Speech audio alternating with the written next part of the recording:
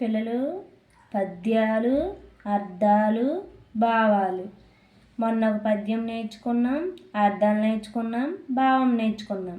నిన్న ఒక పద్యం నేర్చుకున్నాం, అర్థాలు నేర్చుకున్నాం, భావం నేర్చుకున్నాం. ఈరోజు ఒక పద్యం నేర్చుకుందాం, భావాలు నేర్చుకుందాం, అర్థాలు నేర్చుకుందాం. వచ్చేయండి. హాయ్ పిల్లలు, నేను పద్యాలు, భావాలు, అర్థాలు నేర్చుకున్నామే. ఈరోజు ఇంకొంచెం నేర్చేసుకుందామే.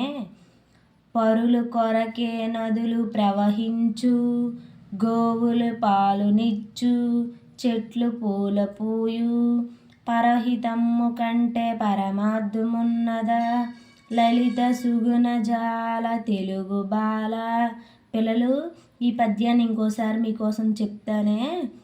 పరులు కొరకే నదులు ప్రవహించు, గోవులు పాలనిచ్చు, చెట్లు పూలు పూయు, పరహితమ్ము కంటే పరమాత్మున్నదా, లలిత సుగుణ జాల తెలుగు బాల. పిల్లలు, ఈ పద్యాన్ని రాసింది ఎవరో తెలుసా? మన జంధ్యాల పాపయ్య శాస్త్రి గారు. పిల్లలు, ఇప్పటి వరకు పద్యాన్ని నేర్చుకున్నామే, ఇప్పుడు భావం చెప్తానే. ఇతరులకు ఉపయోగపడడానికే నదులు పారుతున్నాయి, ఆవులు పాలనిస్తున్నాయి, చెట్లు పూలు పూస్తున్నాయి. ఇతరులు మంచి కోరడం కంటే కోరదగినది ఇంకేమీ లేదు. పిల్లలు, ఇంకోసారి మీకోసం భావం చెప్తానే.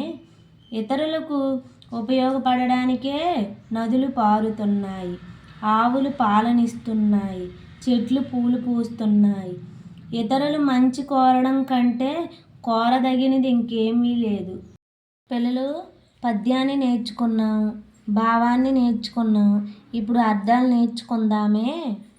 పరులు, ఇతరులు, గోవులు, ఆవులు, పరహితము, ఇతరులకు మేలు, పరమార్థము, నిజమైన ప్రయోజనం, సుగుణములు, మంచి గుణములు, లలిత, మృదువైన. పిల్లలు, అర్థాలు మీకోసం ఇంకోసారి చెప్తానే. పరులు, ఇతరులు, గోవులు, ఆవులు, పరహితము, ఇతరులకు మేలు, పరమార్థము, నిజమైన ప్రయోజనం, సుగుణములు, మంచి గుణములు, లలిత, మృదువైన. పిల్లలు, ఈ వీడియో మీకు నచ్చినట్లయితే లైక్ చేయండి, కామెంట్ రాయండి. మన ఛానల్లో ఎవరైనా కొత్తగా చూస్తున్నట్లయితే సబ్స్క్రైబ్ చేసుకోండి. నిన్న మొన్న పద్యాలు నేర్చుకున్నాం కదా, ఆ వీడియో ఎవరైనా చూడకపోతే వీడియో కింద లింక్ పెడతా, చూసేయండి.